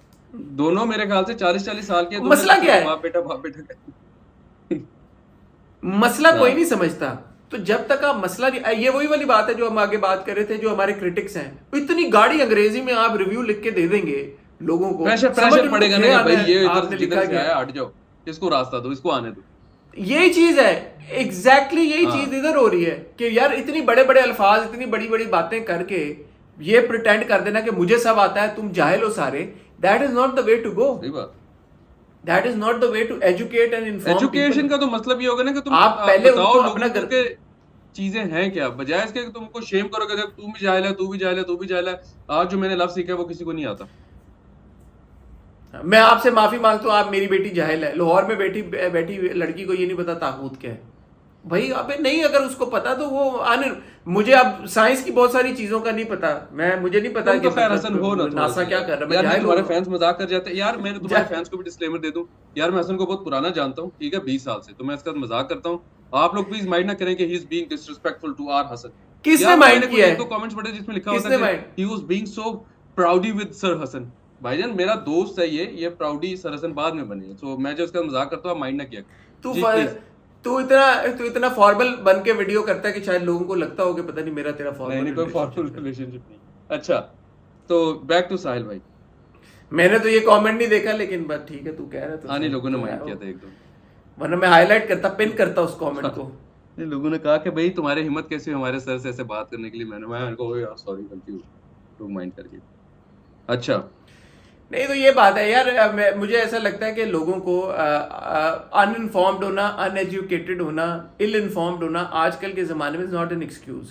आजकल आपके पास इतना रिसोर्स है, इतना मटेरियल है, आप थोड़ी सी अगर कोशिश करें, अब तो आपका मतलब लिटरेचर आपके वेबसाइट के ऊपर आपको मिल जाता है। देयर आर वेबसाइट्स एंड जहाँ पे आपको एकेडमिक लिटरेचर आपको मिल जाता है। सो पढ़े यार। हाँ, मतलब इस तरह के लोगों का प्रेशर ना ले, मतलब अगर साहिल अदीम आके कोई बात कर रहा है तो उसी वक्त गूगल करके देख लें कि सही बात कर रहा है नहीं कर रहा, और अगर लगे कि उस बात नहीं सही तो आप you'll have the power to know कि यार अच्छा ठीक है, इतना प्रेशर लेने की जरूरत नहीं है कि मतलब थोड़ी सी बीच में डिबेटिंग भी चल रही है, थोड़ी सी बीच में स्टाइल भी चल रहा है, तो जरा इजी हो जाए।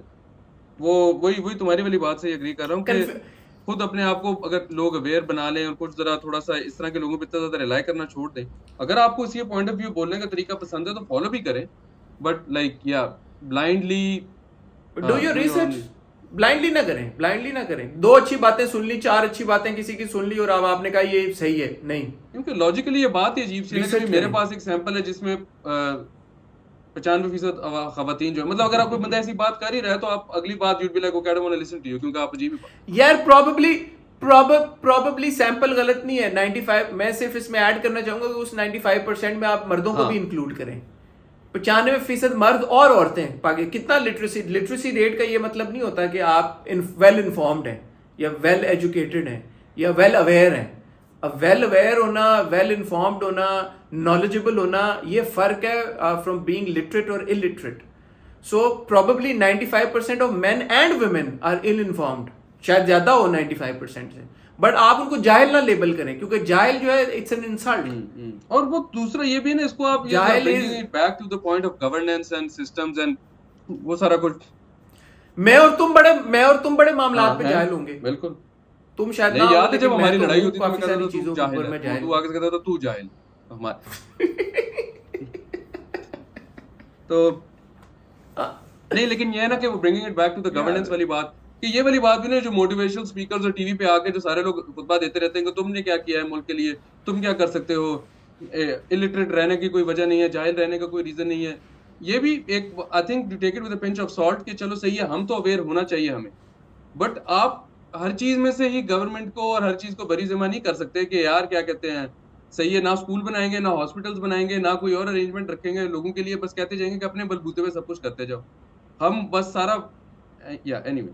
तो वो भी है कि सारा कुछ लोग ही कर रहे हैं, लोग ही करते हैं, और बस आप एक ही वो लगे हसन निसार की तरह हर बंदे को गालियां देते रहे कि ये कौम भी जाहिल है, ये पॉलिटिशियन भी जाहिल है, ये वाला बंदा भी जाहिल है, सारे बंदे जाहिल हैं, अकेले आप बट दैट्स करके सारी यार।